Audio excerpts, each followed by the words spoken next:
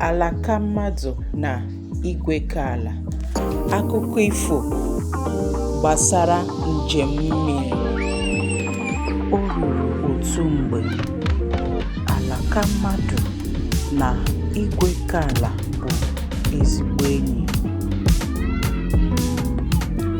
Alakammadụ bụ mmụọ na-ahụ maka ihe niile dị n'ụwa, ebe Igwekaala bụ mmụọ na-ahụ maka ihe niile dị n'igwe. Ha na-enyekọrịta onwe ha onyinye ma na-arụkọkwa ọrụ ọnụ n'ime ka ihe na-aga ọfụma.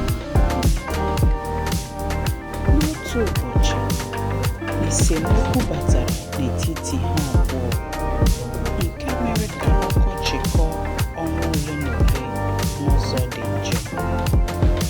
Mmiri adịghị eji eme ihe ọbụla, ma n'ụlọ ma n'ubi.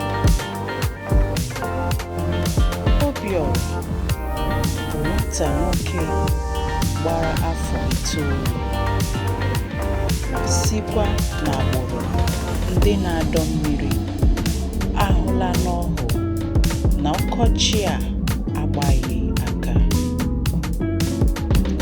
Ya onwe ya amaala ike ya n'ịdọda mmiri, mana o nweghị isi.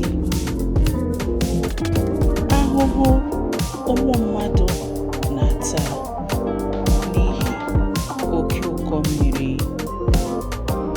wutere ya nke ukwuu, nke mere na ọ paliri njem n'ugwu gawa ịjụ Igwekaala ihe mere na mmiri ezobeghị ọnwa ole na ole gara aga.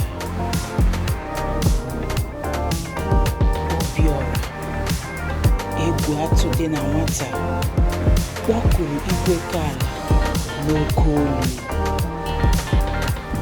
Igwekaala, kedu ihe mmadụ mere gị nke mere na ị chọghị inye anyị mmiri? Pụta, bịa zara n'oge. Ote ya ka otu ihu nwere oke ebube jiri amụma n'elu igwe pụta n'igwe. Urukpu ọcha gbara Obiọra gburugburu. Ebe niile dara jụụ. N'otu ntabi anya, Igwekaala pụtara n'ihu Obiọra. Nwatakịrị a kụjara n'ụjọ, mana Igwekaala sị ya, nwata dike, ụjọ atụkwala gị. Agaghị m ịlụsi gị ọgụ. Obi ike na okwukwe gị masịrị m nke ukwuu. Ya mere m ji pụta, n'ihi na ama m na ọ bụ akọrụ ekeru. Igwekaala na Obiọra kparịtara ụka banyere ihe butere ụkọ mmiri ozuzo, nke mere ka Obiọra ghọta etu mmiri si ezo. Igwekaala kọwara ya na mmiri dị n'igwe erubeghị izo, n'ihi na ọ ka dị obere. Ọ gwakwara ya na Alakammadụ ekwebeghị ka ya si n'ala dọgota mmiri n'elu, n'ihi esemokwu dị n'etiti ha abụọ. Igwekaala kwere Obiọra nkwa na ya ga-agba mbọ mee ka ya na Alakammadụ mezie esemokwu ha, wee nwekwa ike ịrụkọkwa ọrụ ọnụ ọzọ n'inye mmiri ozuzo.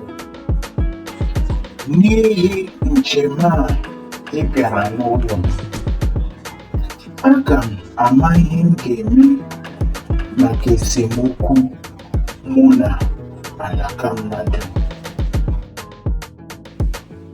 Ka Igwekaala gwara Obiora na mmechi okwu ya, tupu ya ejirikwa amụma na egbe igwe laghachikwa n'ụlọ.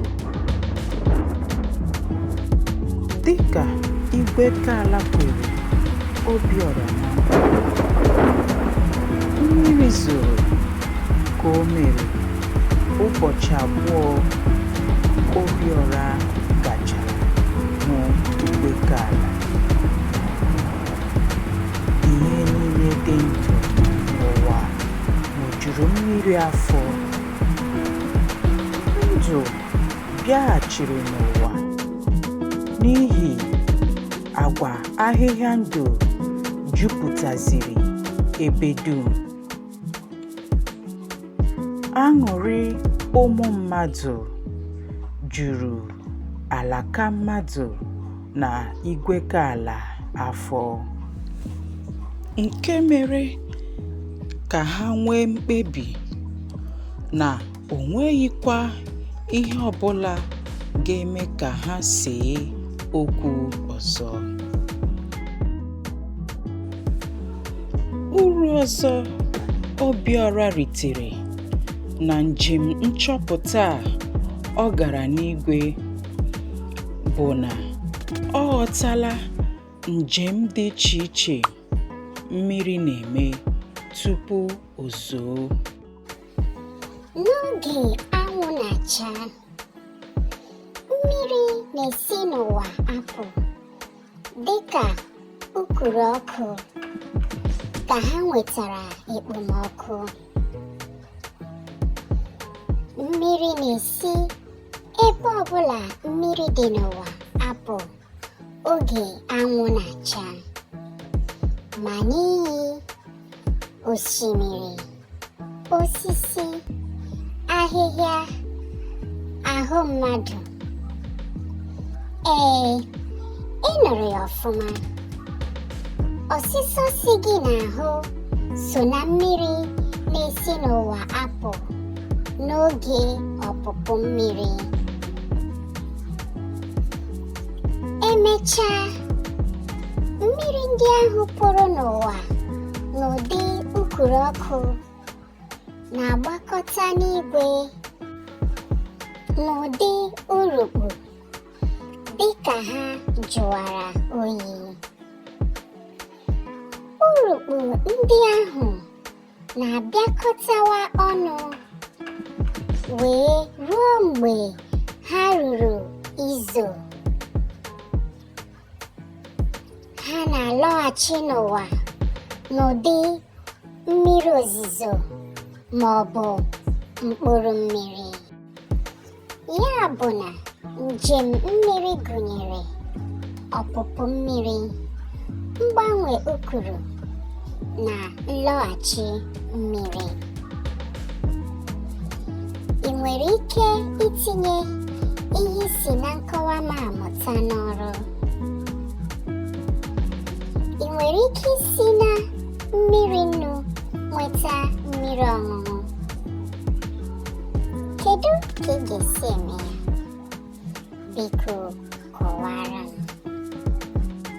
Ọ bụrụ na ihe anyị na-eme n'ebe a masịrị gị, biko tinyere anyị aka ma nye aka tụsaa ihe anyị na-eme n'ebe a.